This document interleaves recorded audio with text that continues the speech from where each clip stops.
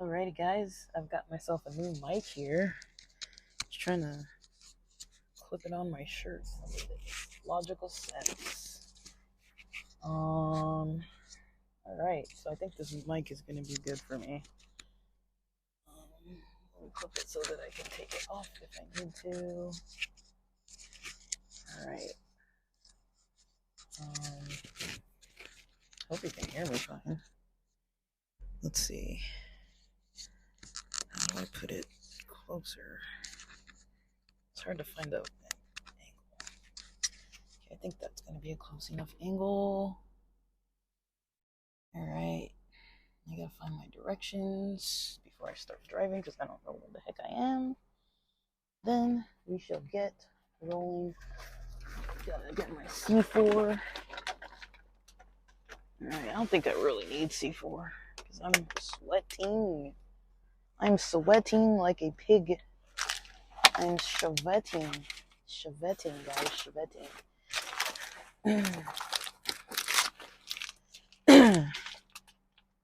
Alright, so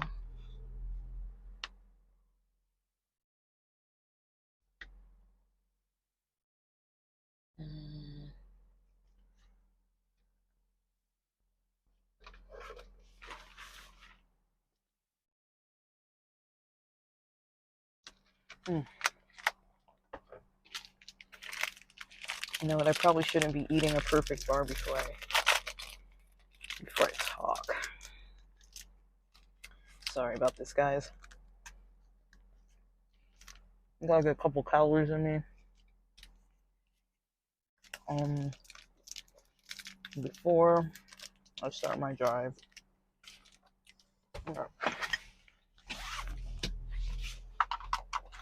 We are just about to rock and roll. You know what? I can just clip this on the side of the. You're gonna stay. Clip it on the side of the seat belt here. Yeah, I think I like my shirt. I think I like my shirt better. Clip it on the side of my shirt. I think you guys can hear me. All right, so I'm gonna have to. I was always trying to take me to San Diego.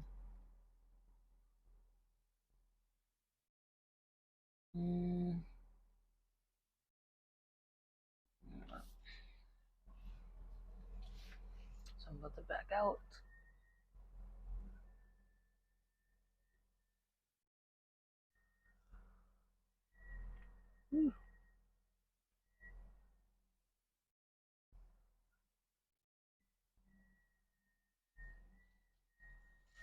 It's a tight spot. I do not like tight spots. Is that car going forward?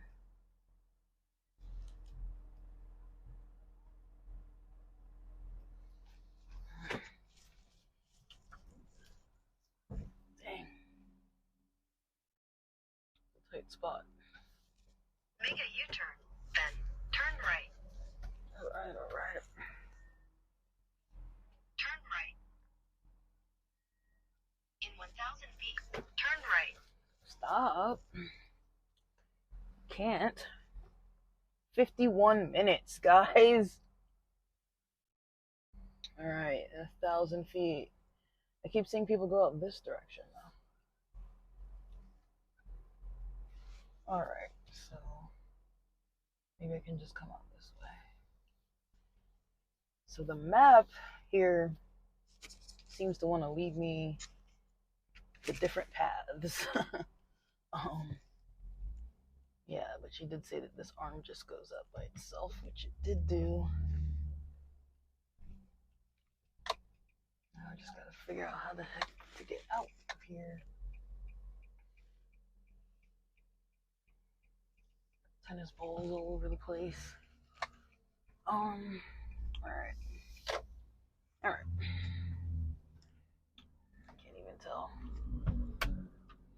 Alright guys, so sorry for the lengthy intro that's not even relevant to what I am going to record. But people seem to like the topics about Turn right onto Via Marina. About religions and, you know, the man-made traditions.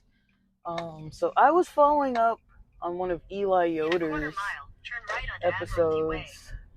I don't remember from what date, but I feel like it was like 8 days ago or something from today that he had posted. I could be a little incorrect on that, but basically he posted an episode where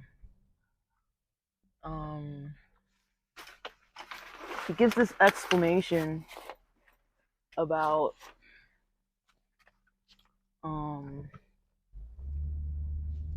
the Amish, right? So he's talking about turn right onto Admiralty Way. I know. He's talking about the Amish traditions and how they decide Admiralty Way for 1 mile. what goes in the Ordnung. So with the Amish religion, each group has its own Ordnung. So there are groups like Beachy Amish, groups like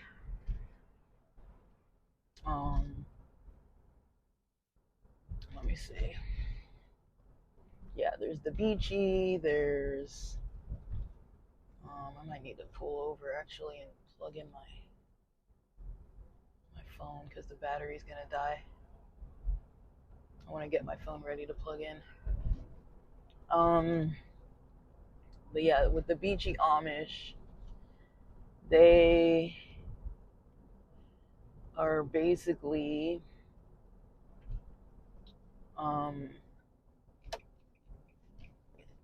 one of the groups, you know, there's the Schwarzentroober,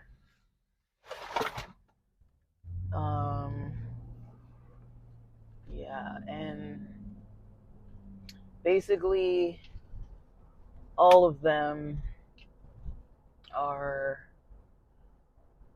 pretty much, they're all pretty much, so I'm gonna have to pull over and, sorry guys, I'm gonna have to pull over and charge my cell phone. Plug my phone into charge here. Goodness. So let's see.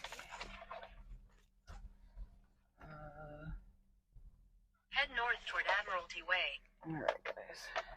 My phone just dropped to like 10% and I'm not comfortable with that being on the road for like 50 minutes. So that's a little too long when I don't know my way. Alright, so I don't think you guys are going to be able to hear me. Because I can't use this charger, this phone, this mic right now.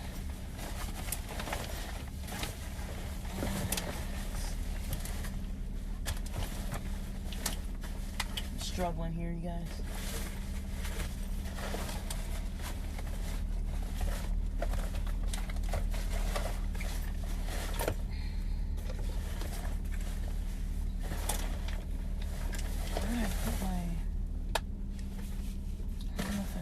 Earbuds.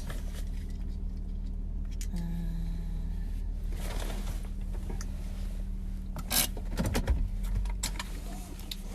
don't know if I brought my earbuds with me.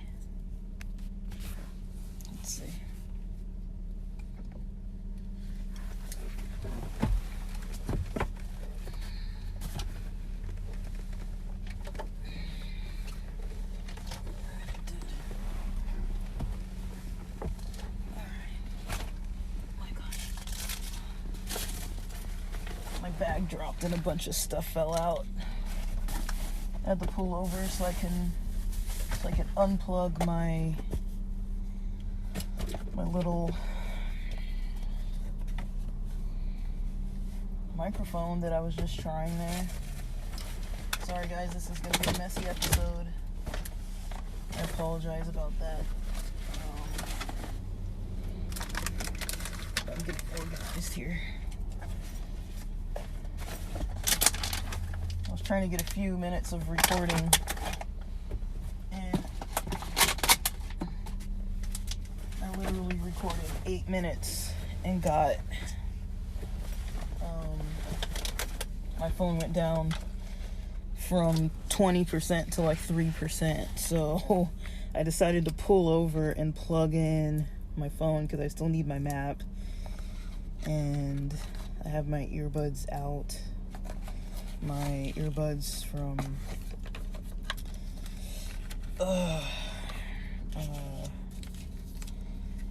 I've got my earbuds out. So this little new microphone, the brand is called Hehotk. I don't even know how to say this. Hehottc.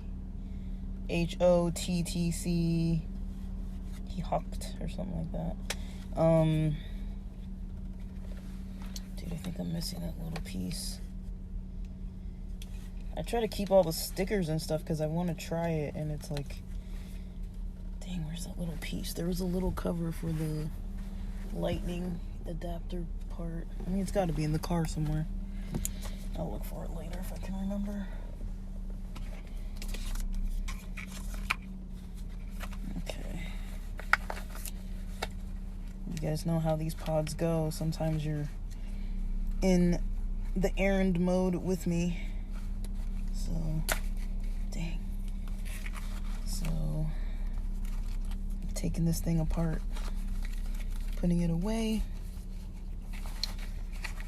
My phone's plugged in now, charging. I'm not going to be able to use this new little mic, unfortunately. So I'm going to record as much as I can, maybe for 30 minutes or so, while I'm charging up the phone until I can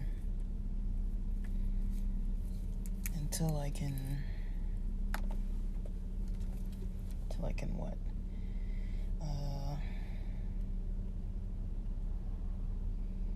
I'm gonna be using this charger until I can, what was I trying to say? Yeah, until I've got enough juice, pretty much.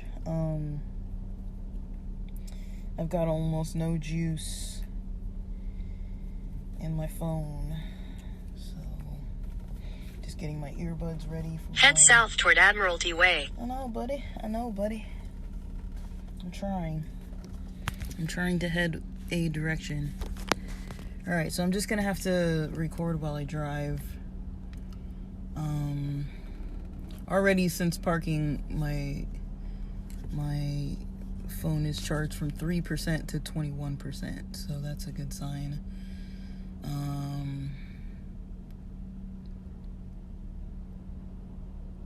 Let me see. Alright, so let's get back to the map. See, to get out here, it took me maybe 46-ish minutes or so, give or take. And now, to drive back, it's gonna take me, well, from here 48 minutes, but originally it was like 51 minutes. So that's why I try to do little gigs early. Otherwise I'm gonna end up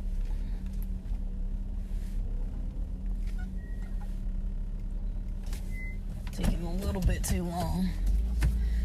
I gotta do the gigs early. Otherwise I'll be here driving in traffic. I mean, can you believe it almost takes, it's a little less than an hour, you guys. In a quarter mile, turn left onto Bali Way. A little less than an hour to get about 13 miles. Like, I mean, I'm driving Highway 1 for the most part, because I'm up in Marina Del Rey heading south. But yeah, guys, that's LA. But anyways, I apologize for the ramble. Some people say they like it, so that's why I keep it in. But I know it's like a little bit messy. Sometimes I hit record when I'm not quite ready to record. Turn left onto Bali Way, then turn right onto California 1 South. Alright, once I get to 1 South, I'll know where I'm at. So I just need to get to it.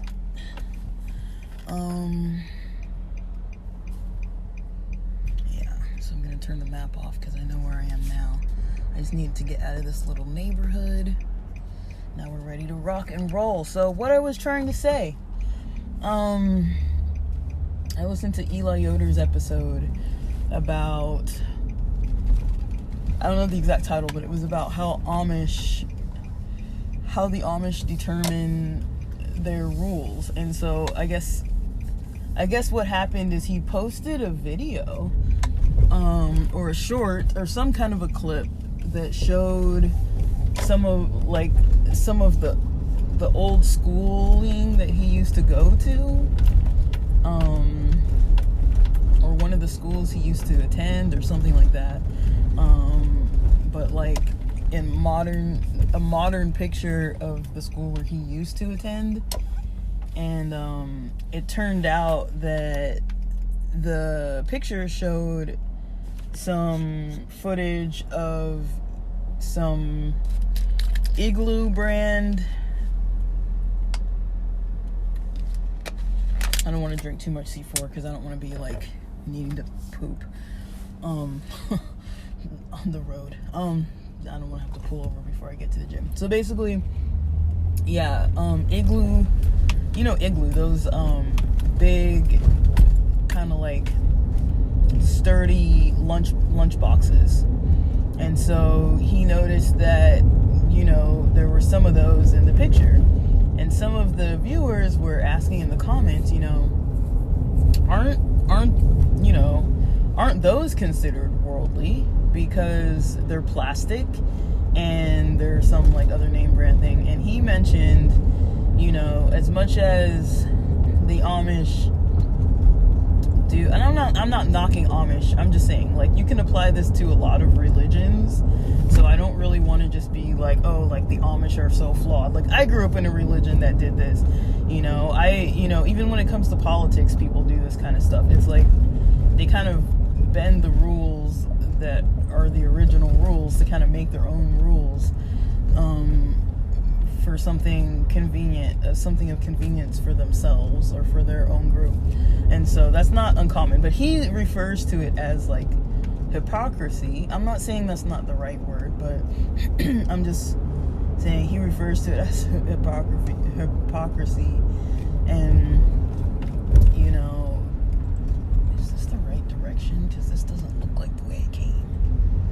I don't remember crossing a bridge. Well, we were on the island though, so this has got to be the right way. I don't know. So yeah, anyways, he mentioned that yes, you know, the Amish do, you know, refer to themselves as being self-sufficient. You know, if you ask an Amish person, a lot of times they'll say they're self-sufficient, that they're not really relying on anyone but their own selves, right? But then when you take things like the stuff that they have, the stuff that they do, what happens oftentimes in those settings is they're sometimes like making up, it's like this method of like making up rules or making up laws. So yeah, people were questioning that. Non-Amish people who were looking at the footage were like, why are there like Igloo lunch boxes, you know, because they're made out of plastic, and like, you know, the kids would carry them to school with their foods and stuff. And yeah, people were questioning that, like, why are they allowed to use those? You know, they're not made out of wood, they're not handmade, they're made out of plastic. And, you know, Eli Yoder goes on to explain like, okay, they're made out of plastic, and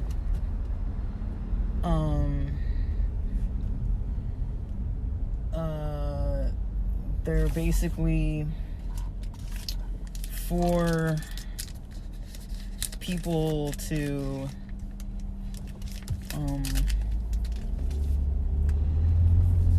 they're made out of plastic for people to,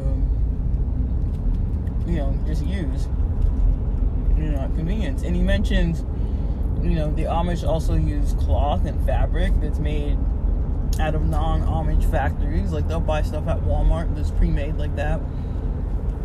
They'll buy supplies like nails or whatever for construction sites, and like some places they'll use non-handmade tools, or not, even if it is like a like a man-powered, person-powered hand tool that doesn't use any electricity or batteries, like say like a two-person saw.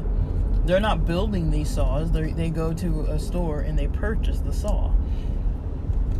You know, the wheels that they use for their buggies. I mean, I think that they do make their own buggies. Maybe they make their own wheels, but the supplies they get to use these things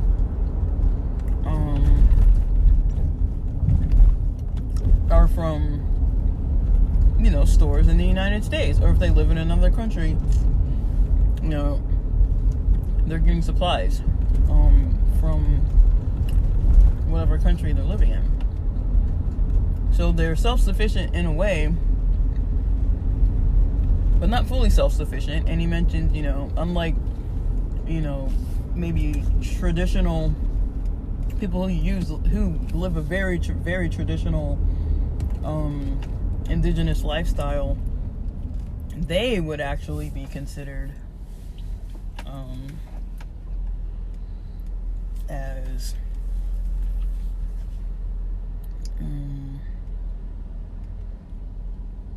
they would be the ones who are actually considered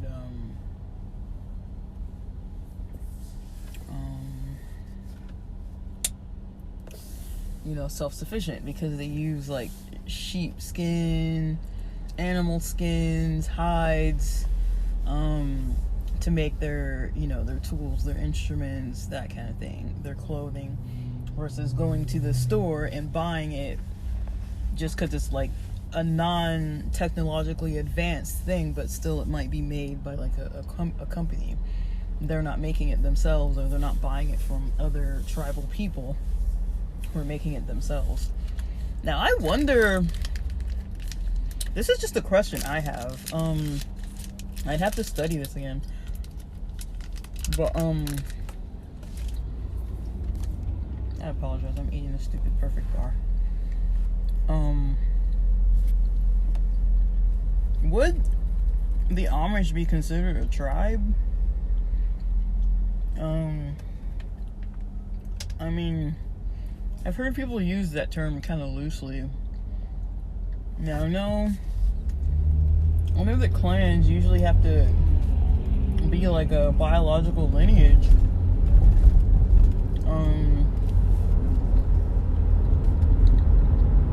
But I know clans and tribes are the same thing, but it's like technically Amish, for the most part, I think they're kind of biologically, like, they don't state that they're biologically like born Amish, but it's like they don't really have like Judaism, for example. Yes, they're tribal, they can trace their lineage back, and to become a Jew, you have to be born into it. Technically, like, yes, religiously you can convert to being a Jew, but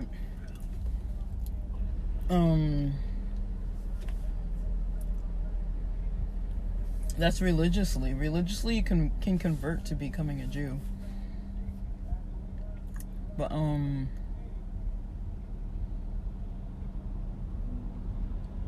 yeah, that's just how things work, as far as your religion. I mean, as far as like your birth. But yeah, you can technically convert, right? So it's like, I don't know how that works, because like I feel like Amish people, you technically do have to be like born Amish, you know what I mean? It's like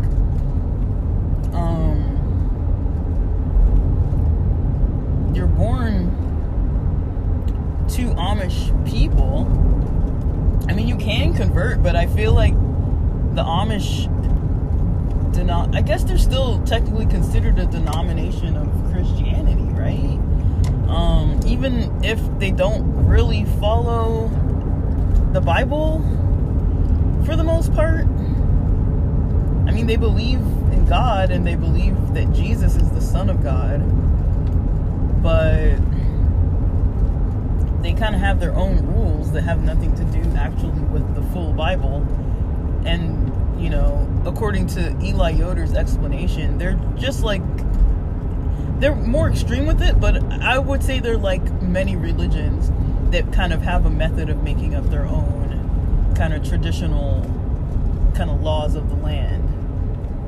Like even Adventists, when, you know, if you live in the South, like I've met Adventists from the South, and I've talked about this before. I've met Adventists who are from the Bible Belt, and they weren't allowed to shower. Like like it wasn't uncommon to know Adventists in LA that don't, not that don't shower, but it wasn't uncommon to know Adventists in LA that don't, how would you call it? That don't, I'm blanking. Sorry, guys. It's not uncommon to meet Adventists in LA that don't cook on the Sabbath, you know? So they'll meal prep for like anything you're gonna eat from any time between Friday sundown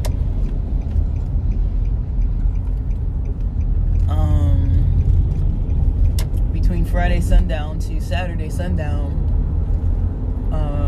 Like even if you're gonna eat after sundown, you can't start cooking before sundown. Like you'd have to have the meal already prepared. I'm passing LAX right now and it's a mess. I'm passing the Lyft and Uber pickup area off like Century.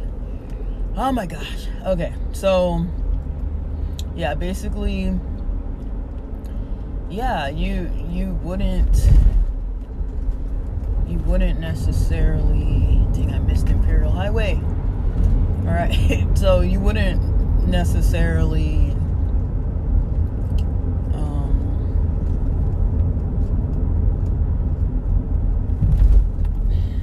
sorry, I'm trying to pay attention to traffic and now I'm a little bit distracted, which is good. I don't want to be more distracted by recording than I am by driving. But if I got almost an hour to drive, I'm gonna record, guys. I'm sorry. It's a messy recording, but it's a better waste of my time. It's a better use of my time than sitting in traffic and listening to the stereo or whatever. I'd rather do something a little productive and fun for myself. That was kind of a motivating factor for me. But yeah. I'm gonna eat this last bite of this perfect bar while I'm sitting in traffic. Okay, there's one extra bite, but this will be my last bite, so I'm not gonna be recording while eating so much right now.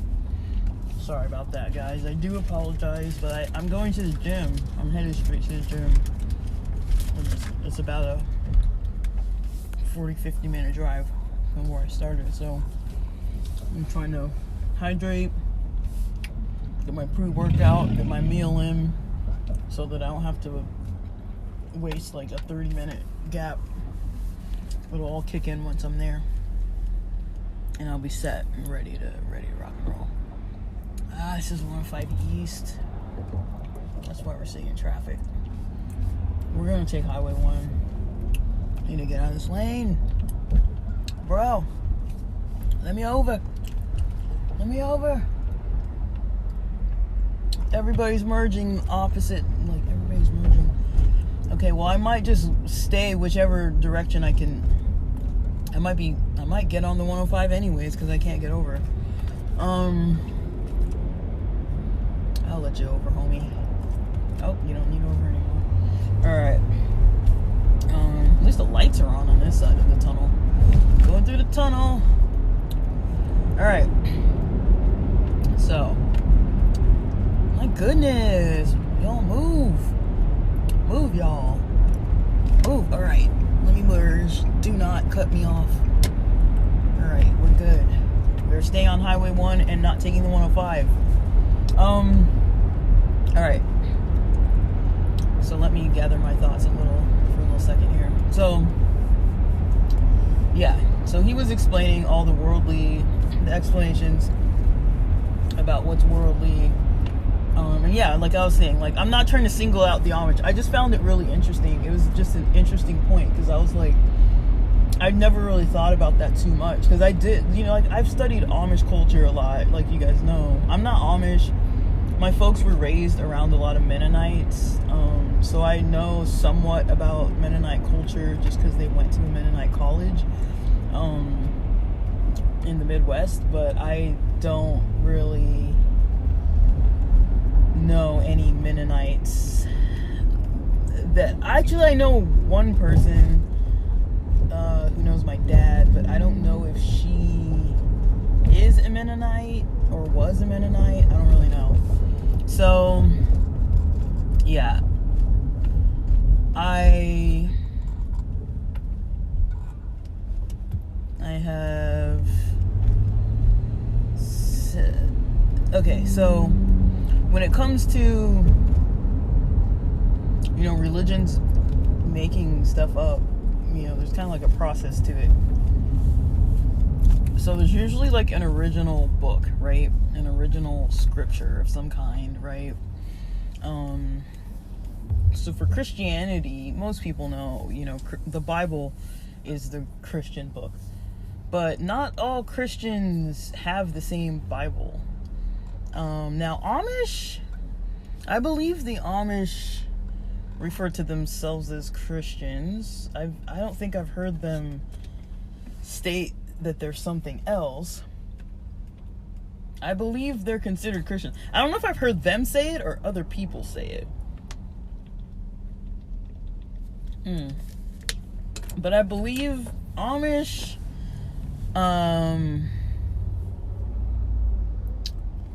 Jehovah's Witness, Latter-day Saints, or Mormons, or fundamentalist Latter-day Saints. I don't know which of those are Mennonites. Yeah, with those types of groups, I'm not 100% sure if they consider themselves Christians.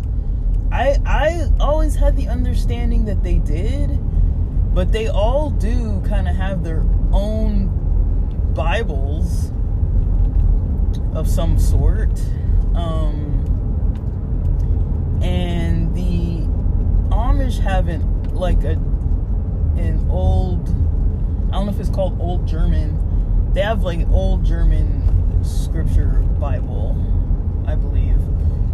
So I'm not sure what it's called. I'm kind of unfortunately blanking on this, but I think that's how it is. I think that's what happens. I think they're still considered Christians. I don't know if Amish state that they're Christians or if other people state that Amish are Christians, but that was always my understanding, is that Amish are considered Christians, either by themselves or by others. But I think by both they are. Even though they have their own rules and their own other books, and they kind of do their churches differently, and they don't necessarily, like, the way they live their life isn't like any other Christian group. Like, other than the fact that they go to church on Sundays. So they go to church on Sundays, but from what I understand, it seems to be every other Sunday. And the method that they do it, Because, I mean, I was raised Adventist, and Adventists don't go to church on Sundays. Like, even Easter Sunday, I feel like Adventists almost strategically never had a service at a church on a Sunday, even for Easter Sunday, even though it was celebrating Easter specifically. Or if Christmas was on Easter, or they were doing the Christmas play on Easter, I'm trying to say Sunday, not on Easter. Christmas is never on Easter. I don't know. I'm tired, guys. I'm sorry. But yeah, I don't think, I just don't know. I'm gonna have to research some of this stuff out. But yeah, I do think Amish are Christians. But I mean, the reason why I'm saying that is because they have their own book. Like, they do believe in God and Jesus, his son. But as far as what they do in their churches, it doesn't seem, from what I heard, at least with I think it was Eli Yoder explaining in his Swords and Trooper strict group, for church, they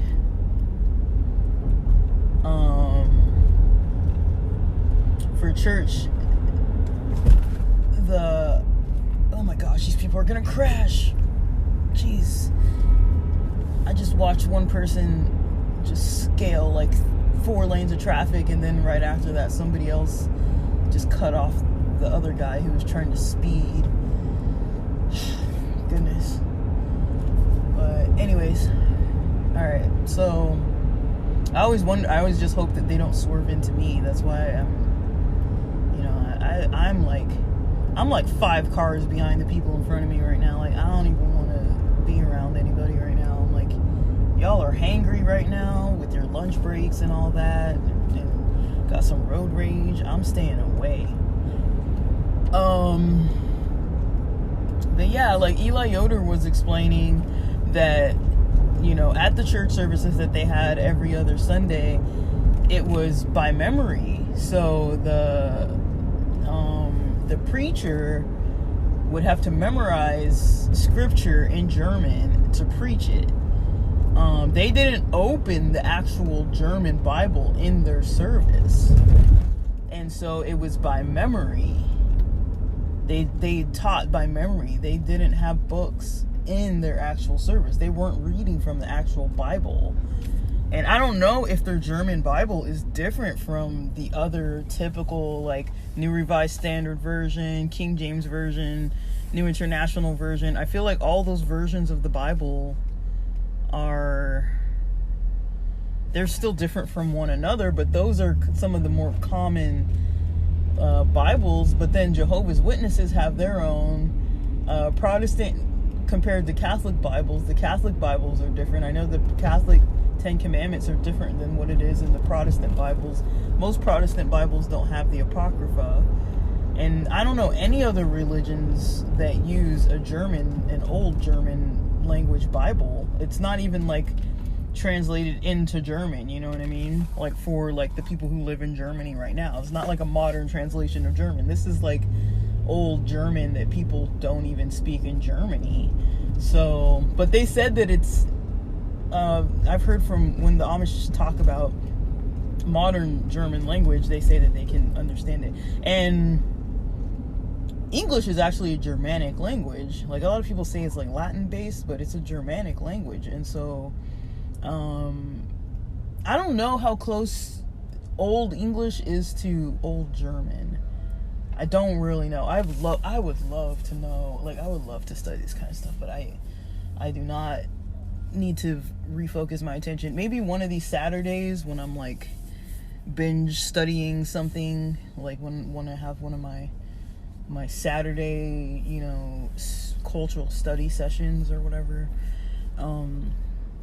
Maybe one of those days I'll decide if I can study that, because to me it's very interesting. Yeah, so yeah, that's kind of how I see it. But I don't really know, guys. Like, so I'm wondering And I'm curious to know, I think this guy behind me has the same idea, like we're not tailgating anybody. I'm curious to know kind of what it is that that people what people think about those types of topics. But yeah, when it comes to the Amish and their rules, he mentioned, Eli Yoder mentions, Swartz and Truber is different from Beachy, is different from New Order, Old Order has multiple groups with different names, and then Swartz and Truber, I think, are the most strict of all of the types of Amish. They are Old Order, but they're like the strictest of the Old Order. And then the New Order are more modern, but they're still not modern compared to like most of America and most of the modernized world. So yeah,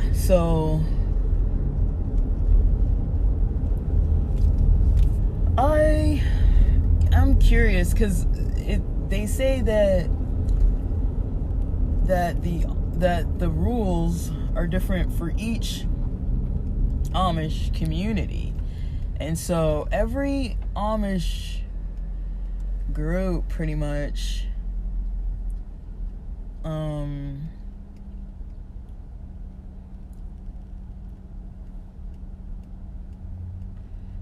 every Amish group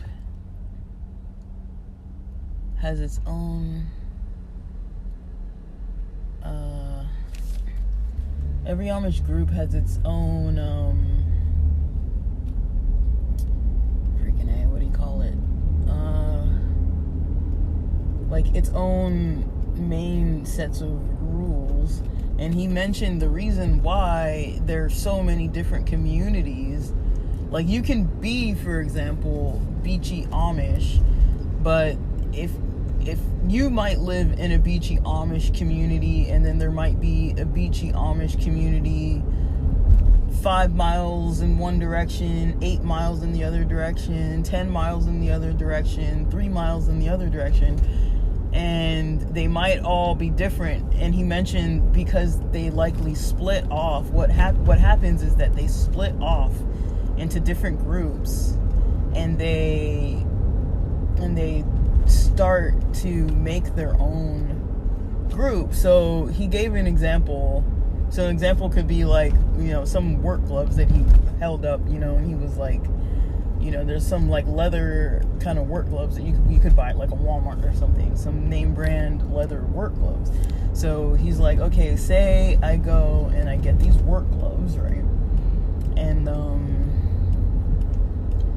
say I go and I get these work gloves, and I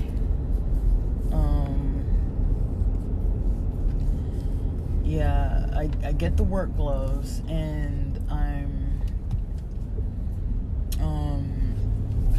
trying to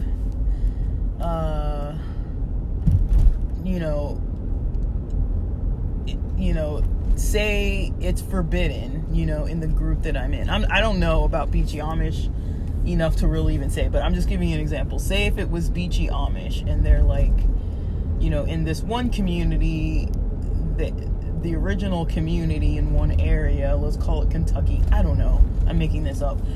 Let's say they live there, and they're like, okay, there's this area, there's this Beachy Amish living in this one area of Kentucky. I've heard about them living in Florida. I don't know if they live in Kentucky, but whatever. We're going with the example. And then they're living there, and there's something that they have their Ordnung. And so what happens in Amish groups, and specifically with this example, that's a fake example, if it was that specific Amish group, they would all have this Ordnung that would have been from this original Beachy Amish community in Kentucky. And they have this Ordnung. They're all,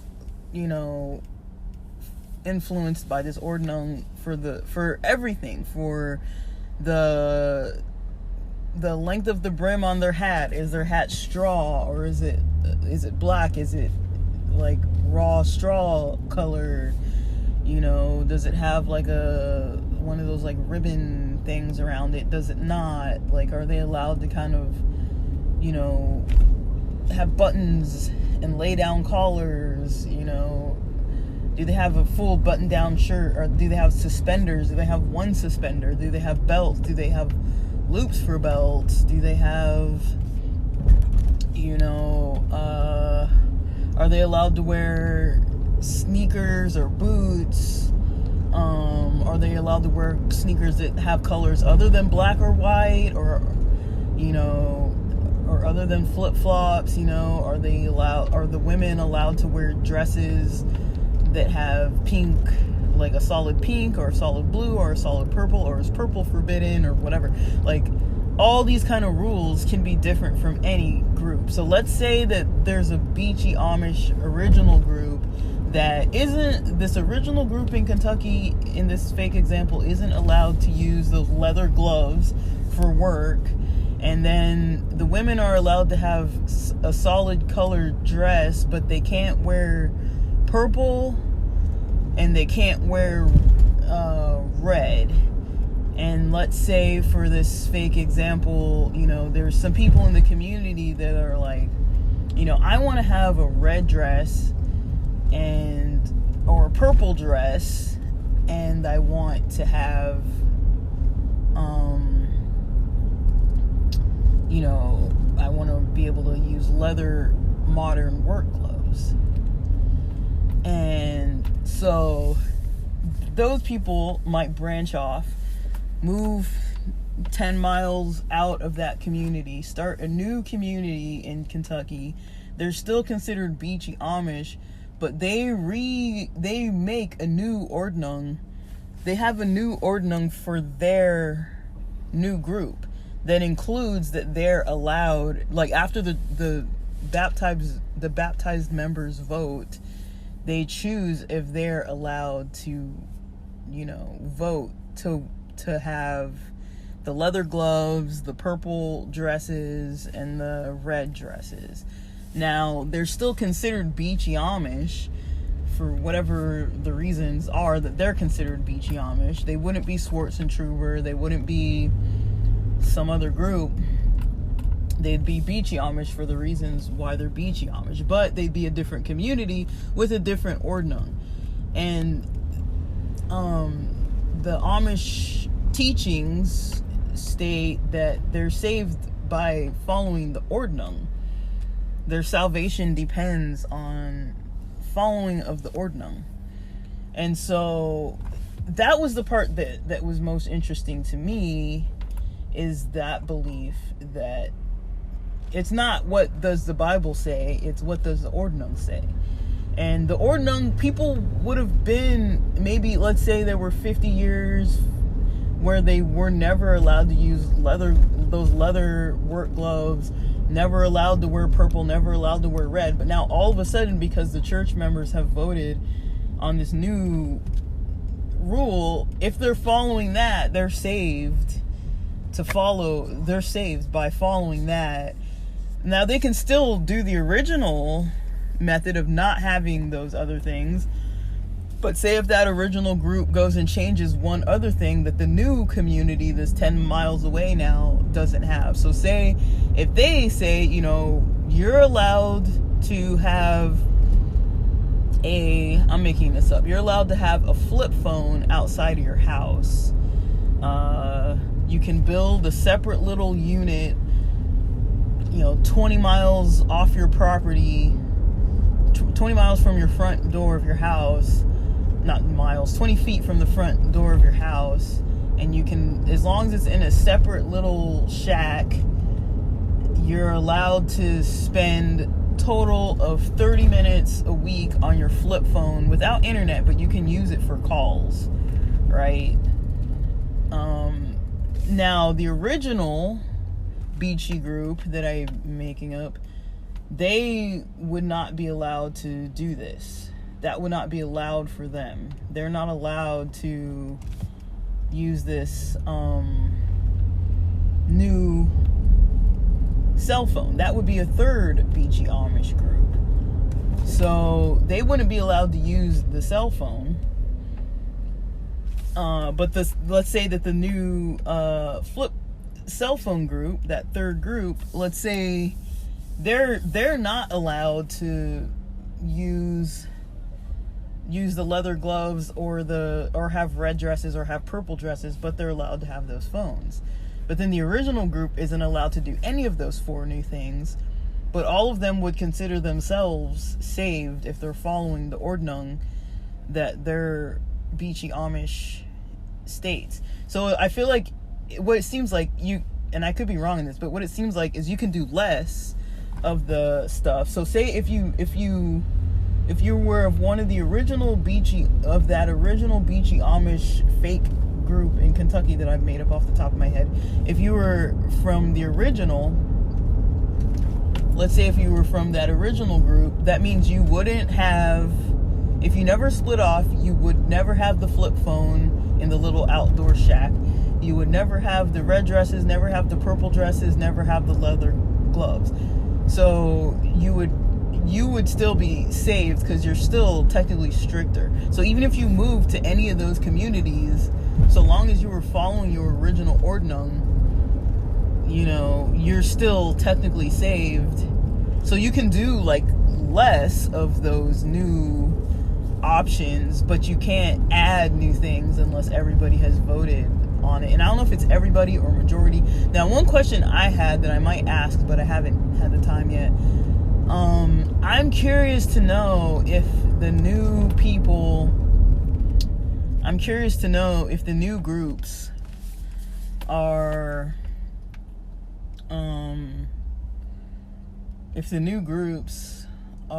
likely to, I'm curious to know about the new groups.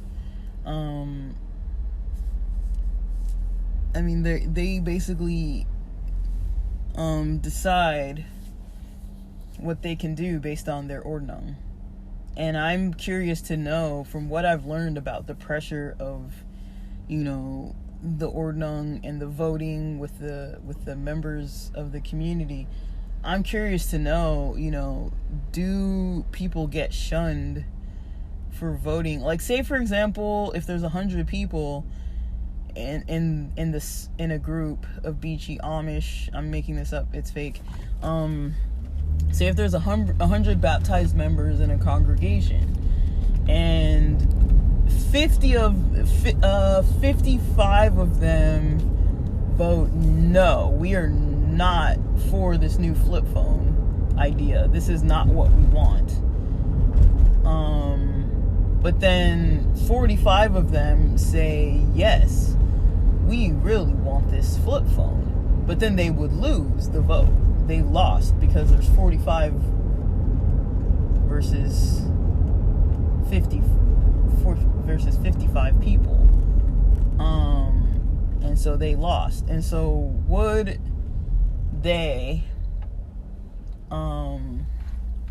be shunned or reprimanded or treated differently because they were part of the group that voted against the original Ordnung, even though it is part of the group, part of the way of changing the Ordnung. And if you're part of the vote and you're a losing member, do you get shunned? Like, do you have any negative repercussions at all? The reason why I ask that is because I've heard about stories of like people experiencing unfortunate experiences of abuse and things like that, and when they speak out against it, or if somebody in the congregation who's baptized, like Eli Yoder mentions, there were times where his father would get shunned or reprimanded because he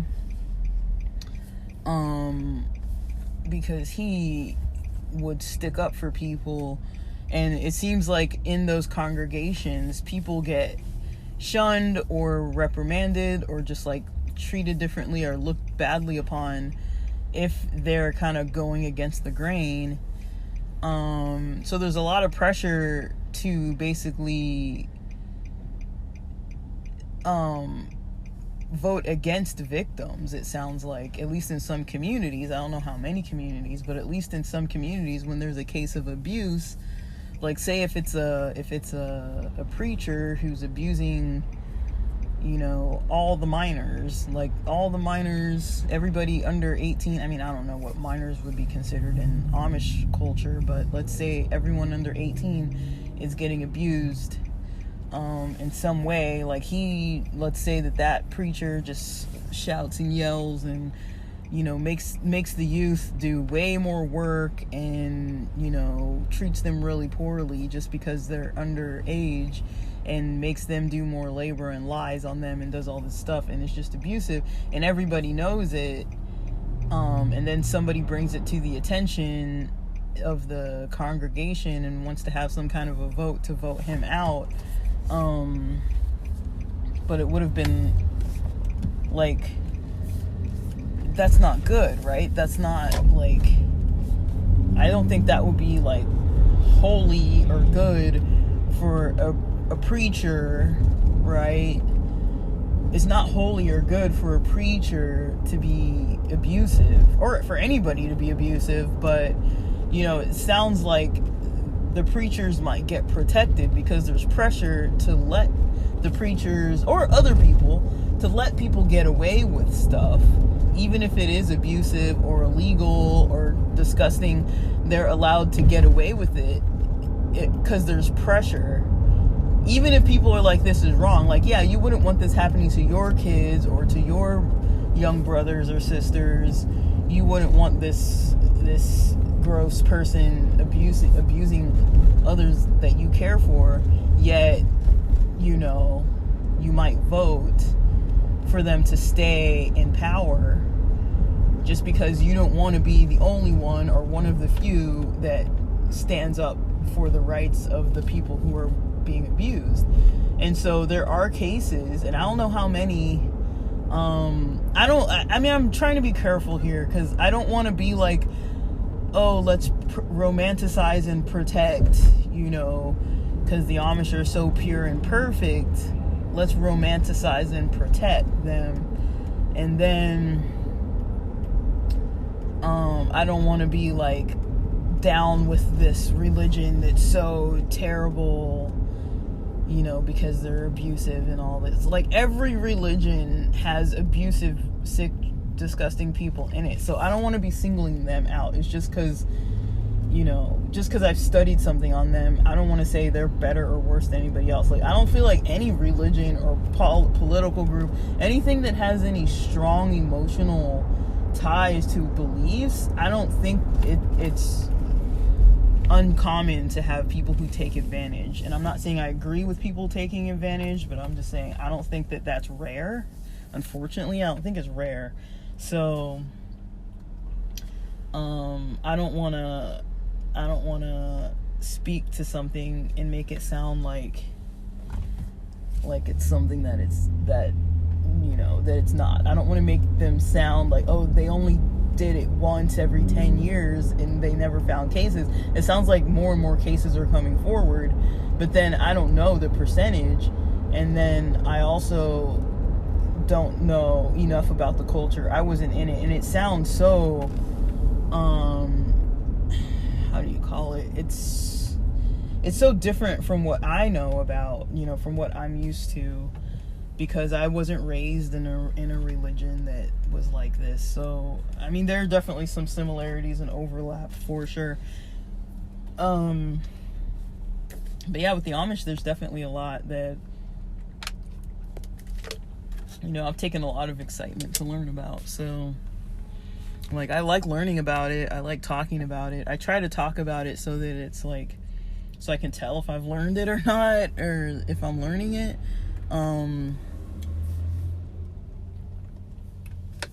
Nice. My phone's now charged to like 74% because I kept it on low battery while driving and charging. I'm sorry though, you guys. I know this recording is not going to sound very loud. There's going to be a lot of background noise with the car and the air conditioning and all that kind of stuff, but I didn't want to waste almost an hour of time, about an hour of time, you know, just sitting in the car. That's one thing about LA that I'm just like, this isn't even high traffic hours. I specifically left my house. I started leaving the door around like 9:35 a.m.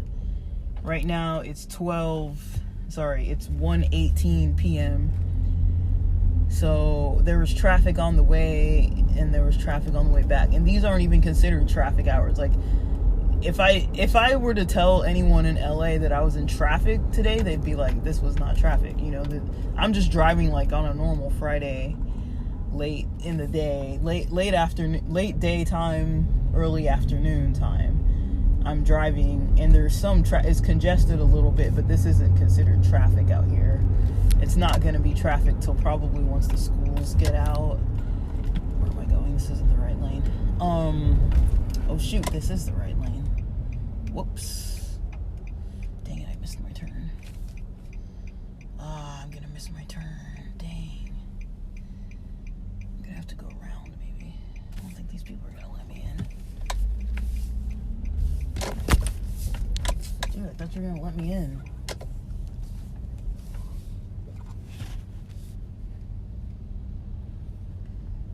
Well, I guess they're not letting me in then. This night's blue person is gonna let me in, maybe. Thank you. Fuck.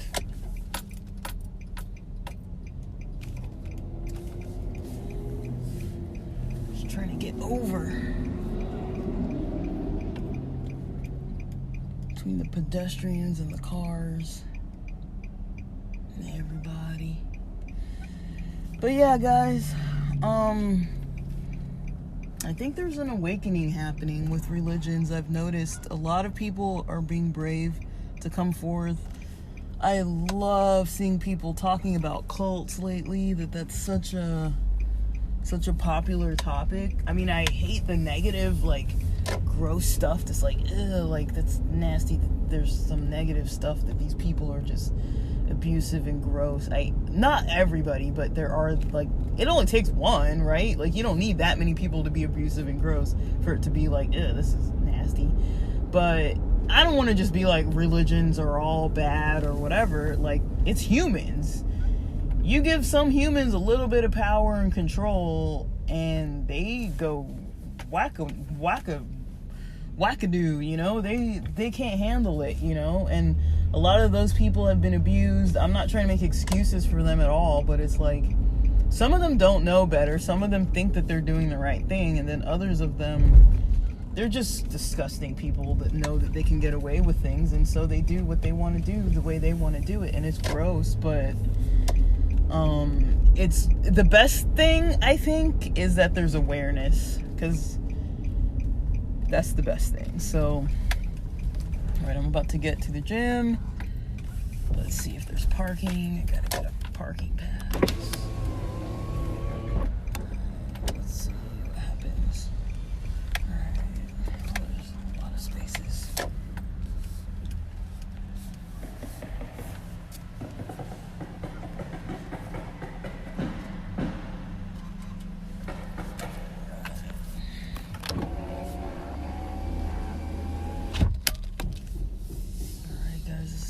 There's a lot of spaces. So I'm gonna circle around. Ooh. Actually, that might be the best. Dang it. Somebody's coming. People walking in the middle of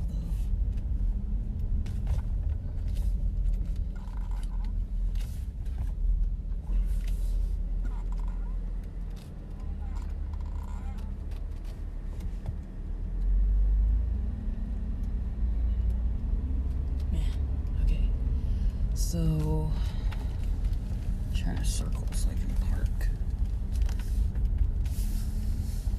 I think I found a good spot. I don't know if it's going to be taken.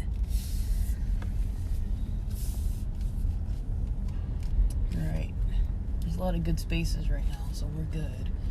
The other day I skipped the gym because when I came in, I couldn't find a good spot, so I just left. I don't know. Dang it. That spot's taken. It was this compact spot I wanted to drive into. Right at the door. Put my big old SUV in this spot. It's not even, I'm not a compact car, but we're gonna do it. Can you get a ticket for parking in a compact spot when you're not compact? I'm trying to park nicely. Alright. Anyways, that's gonna be it for now because I'm just getting to the gym. I'm all charged up. 77% charged. That's good enough for today. Alright, I'm gonna get on with it. Guys, sorry for the messy episode, but I hope you liked it and I hope you can hear it fine. I'm gonna go get in a workout for like, let's see if I can push to an hour, as close as I can to an hour. Thanks for listening.